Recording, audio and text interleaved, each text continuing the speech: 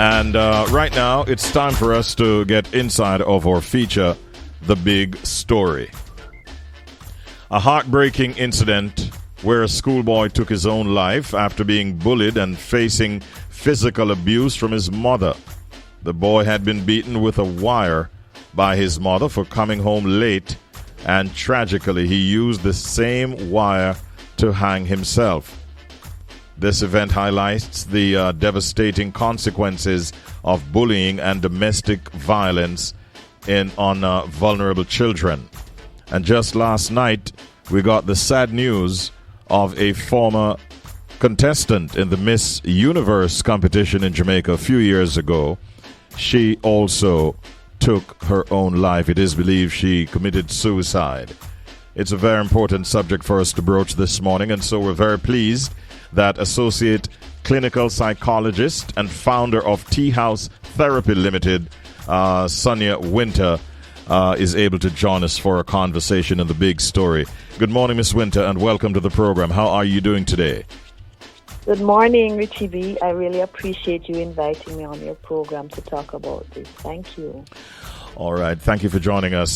First of all, let's look at the whole matter of the combination of bullying and physical abuse at home and how it can contribute, as it did apparently in the case of the student from Titchfield High School, where suicide was the end result. Mm-hmm.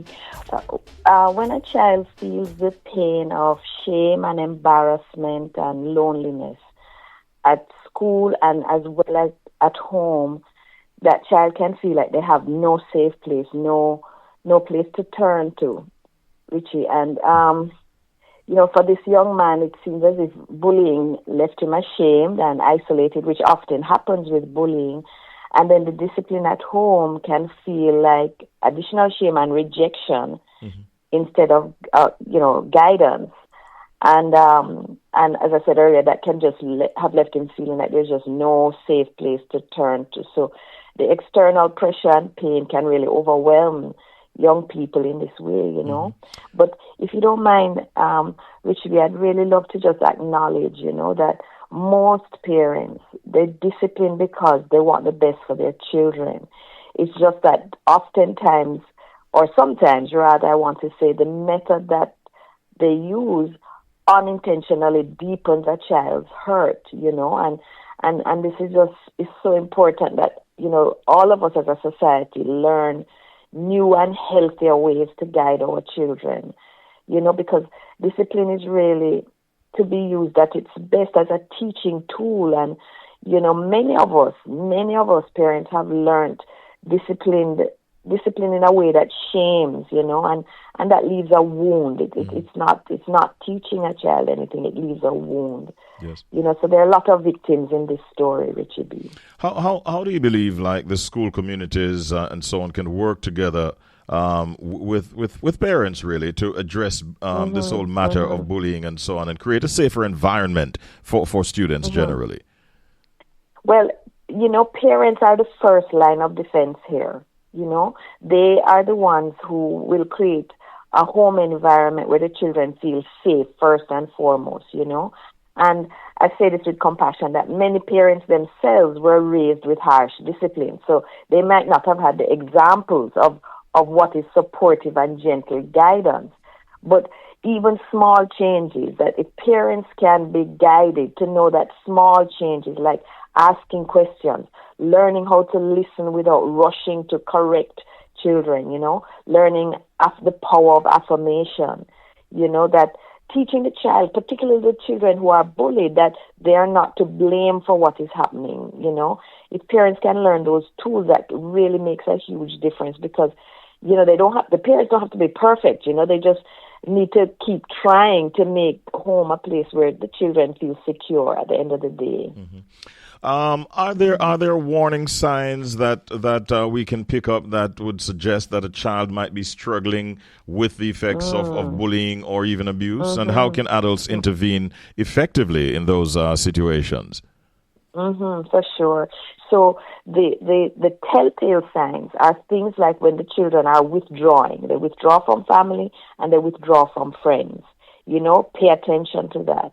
When there are sudden changes in their mood, almost sometimes changes in what appears to be their personality. When there's changes in their sleep patterns or in their appetite, when also you're seeing, injuries, frequent injuries, bruises, or sometimes even just complaints of illness so that they don't have to go to school, other mechanisms of avoiding going to school.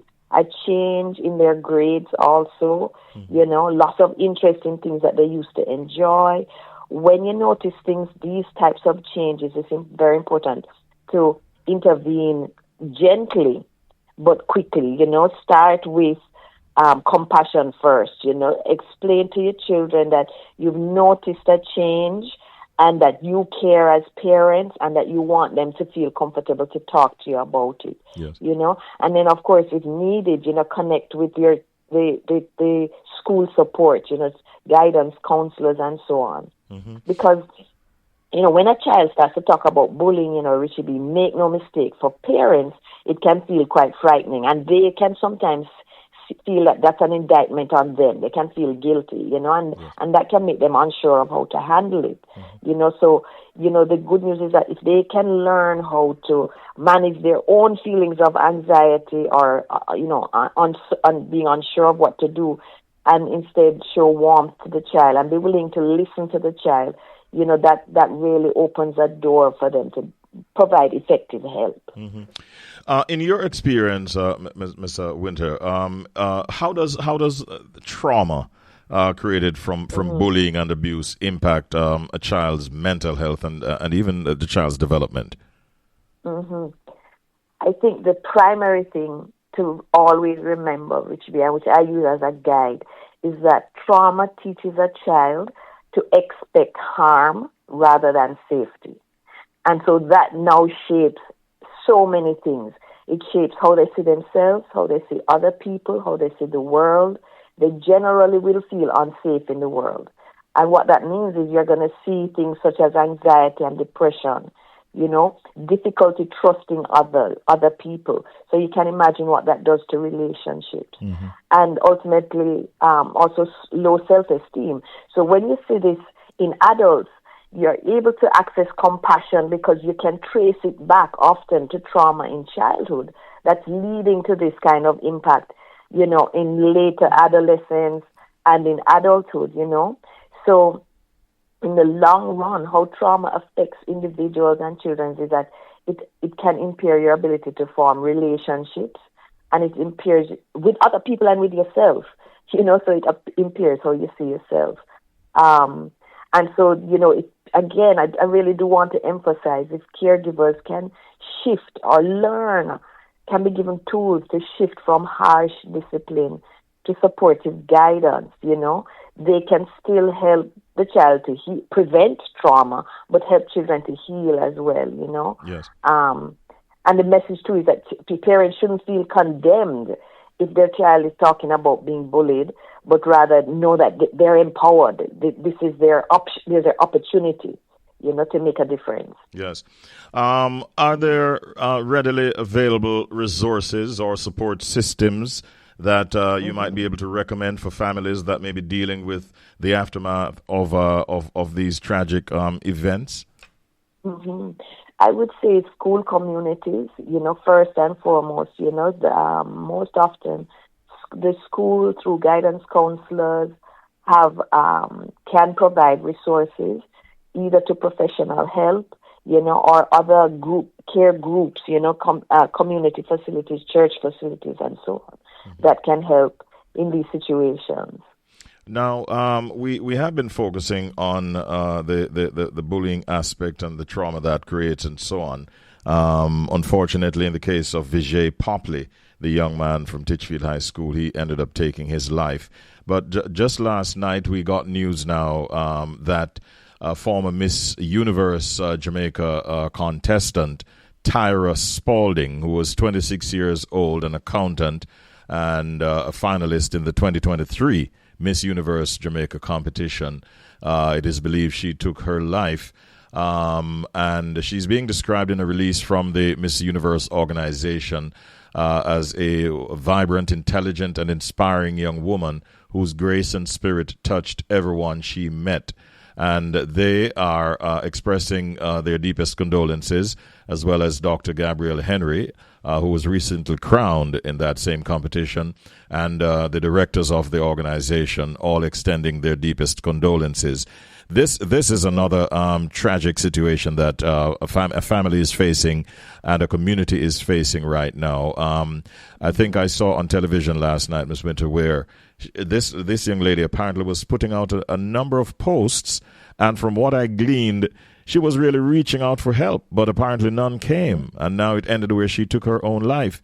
Very, very sad one. What are some of the things that we can do, especially within the circle of friends and family, when we see persons saying that I woke up this morning and there was a voice in my head telling me to take my own life, while another one was saying I shouldn't.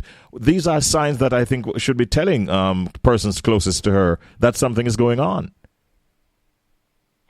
Rishibi, I guess what I'd like to say is the fact that Tyra took her own life does not necessarily mean that that people didn't reach out to her, you know. Mm-hmm.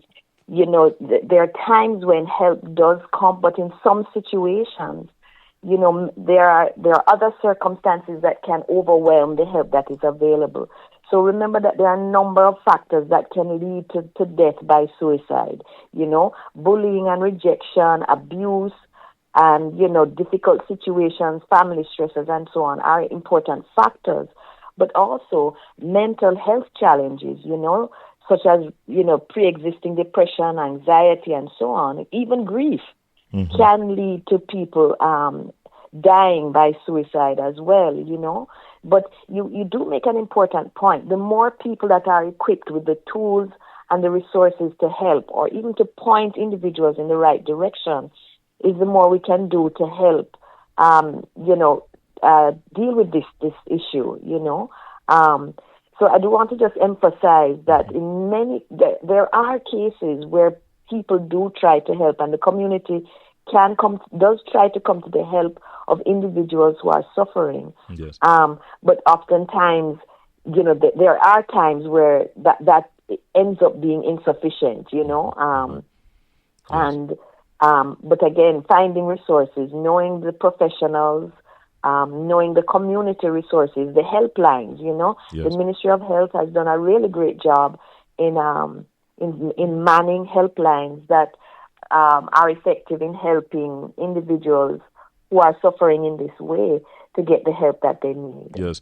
I'd like for us, if you will, to help us to understand now, what are some of the maybe simple but effective things that someone maybe listening right now who is in crisis can do right now to sort of lower their immediate risk and stay safe until maybe they get some professional help coming their way. Yes. Okay. The important thing to know is that you are not alone. You will feel as if you're not alone, number one, and you will feel as if there's no help, as if there's nothing that can happen that can change your future. That's a natural feeling that will come with certain stressful situations. But I want to emphasize that is not so. You are not alone. There's a community around that if you can reach out to, if you know how to reach out, that they can really buoy you up and guide you across this what feels like a thunderstorm that you're facing, and get you out to where there is sunshine again. There are people waiting and capable to help you, Yes. Reach out to find the hotlines, and that's that can make a difference. And you'll prove to yourself that your future can be different. Mm-hmm. So don't just sit there and internalize all of this stuff. Talk to somebody, get help, and help is available. Absolutely. In closing, there will be many voices. Treat it this way, Richard. One way to think about it is there'll be many voices in your head. Treat it as if there are voices in your head saying there's no hope. There's nothing that can make a difference. There is no one. There's no one who cares, and I'm not worthy of care. There will be many voices that will be saying that to you. Try and convince yourself to say, okay, that's your point of view, but I'm going to try and get help anyway. And sometimes that kind of relationship with yourself is what can help you to reach out. Yes. In closing, what can you tell us about tea house therapy? What goes on there? Okay, I like to say our tagline at Tea House Therapy is that we are where compassion lives.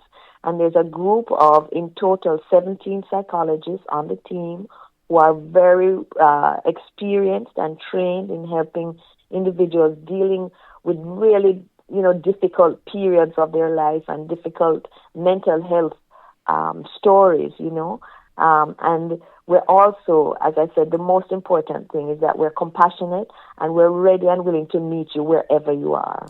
Sounds good. And in closing now, finally, what do you say to the family, the Popley family, that is the family of Vijay, and to the Spalding family, that's Tyra's family? In closing, your thoughts, what do you want to say to them? Yes.